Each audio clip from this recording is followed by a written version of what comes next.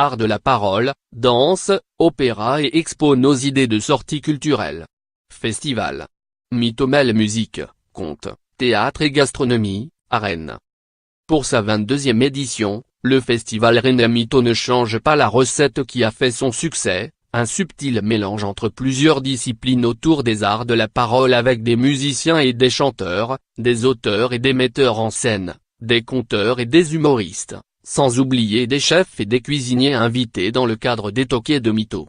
Plusieurs grands noms du conte seront présents, comme le Québécois Fred Pellerin, qui y donnera la dernière date de la tournée en France de son nouveau spectacle Un village en 3D, vendredi 13, à 19h, Yannick Jolin avec une nouvelle création, Ma langue maternelle va mourir et j'ai du mal à vous parler d'amour, vendredi 20, samedi 21 et dimanche 22, Pépito Matteo avec Pépito Solo, samedi 14, à 20h30, et à Stasiampre, le conteur fait son cinéma, en répétition ouverte pendant le festival, l'italienne Ascanio Celestini avec Le Petit Pays, samedi 14 et dimanche 15, Adamara de Proju alias Taxi Conteur avec son spectacle Conteur d'eau, jeudi 19 à 20h30.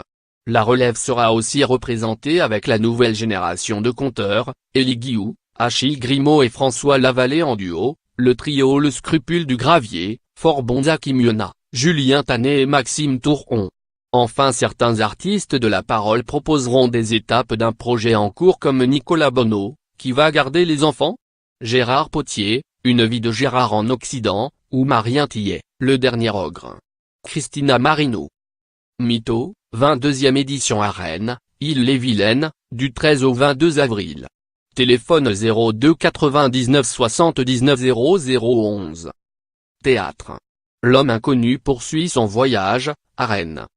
Le public rennais a de la chance, il peut voir ce week-end d'un spectacle inouï d'Anatoly Vassiliev, qui a choisi une nouvelle de Tchekhov, le récit d'un homme inconnu. Nous sommes à la fin du 19e siècle. Sous le nom d'emprunt de Stepan, un révolutionnaire se fait engager comme valet chez Orlov, un fonctionnaire de Saint-Pétersbourg, dans le but de tuer le père de ce dernier, haut placé dans la hiérarchie de l'État. Mais il renonce à son projet. Pourquoi Tchekhov ne va pas sur le terrain des idées? Il scrute l'âme d'un homme inconnu à lui-même, qui se révèle à travers l'histoire d'un trio, Stepan, Orlov et la maîtresse de ce dernier, Zinaïda. La mise en scène d'Anatoly Vassiliev accompagne le trio dans son voyage intérieur, servi par trois comédiens d'exception, Valérie Dréville, Stanislas Nourdet et Sava Lolov. C'est impressionnant et hypnotique, à des années-lumière des codes en vigueur au théâtre. Brigitte Salino. Le récit d'un homme inconnu, d'Anatoly Vassiliev. Théâtre national de Bretagne, 1, rue Saint-Hélier, Rennes, Ille-et-Vilaine. Téléphone, 02 99 31 12 31. Vendredi 13 et samedi 14, à 20h. De 13€ à 27€. Durée 4 heures. Danse. À la découverte de la scène australe, à Chaillot, à Paris. Après nous avoir emmenés à la découverte de la scène chorégraphique norvégienne, non sans succès, Chaillot Théâtre National de la Danse met le cap aux antipodes avec un nouveau festival intitulé Focus Austral. Trois compagnies inconnues en France se partagent l'affiche. La Sydney Dance Company, troupe de répertoire créée en 1969 et dirigée depuis 2009 par le chorégraphe d'origine espagnole Rafael Bonachela, présente 3 pièces, Luxe Tenebris, signé par Bonachela sur des musiques pop du compositeur Nico Hall, Will the Best, de l'Australienne Gabrielle Nankivel, qui s'inspire des Gnous pour évoquer un monde de créatures hybrides, et enfin, Full Moon, mis en scène par le Taïwanais Chen Tsung-Ling, dont le titre embarque illico pour une dérive lunaire. La New Zealand Dance Company d'Auckland compte sur les formats courts avec In Transit, de Louise Potiki-Briand et Geography of an Archipelago, de Stephen Shropshire.